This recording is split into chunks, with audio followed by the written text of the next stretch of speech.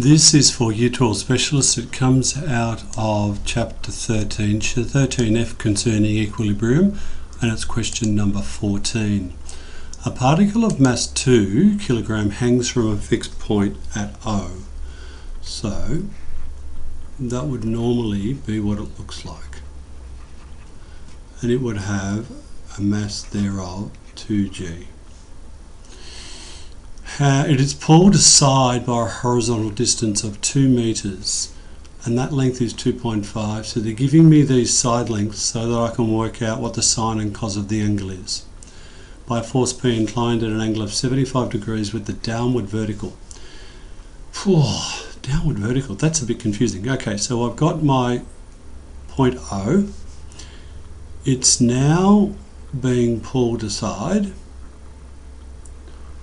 where that distance there is 2 and that distance there is 2.5, and that's going to be theta. And it's being pulled by P. It's making 75 degrees with the downward vertical. I suspect it's making 75 degrees because of the word downward vertical. A vertical is up and down, so my indication is that this is what P is, because that's what the downward vertical would be, and this is going to be T. Looking at my right angle triangle that they've given me over here for theta, if this is 2 and that's 2.5, that's the same as 4 and 5, which means that's 3.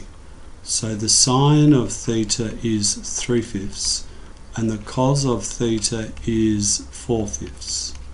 And I think that's 75 degrees, which makes that P times the cos of 75 and P times the sine of 75. And we also have 2g. So looking at all of my forces going up and down,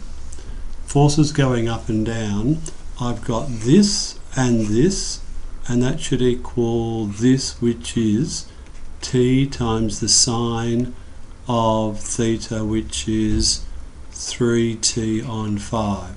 So 3t on 5 equals 2g plus p cos of 75 as equation number 1.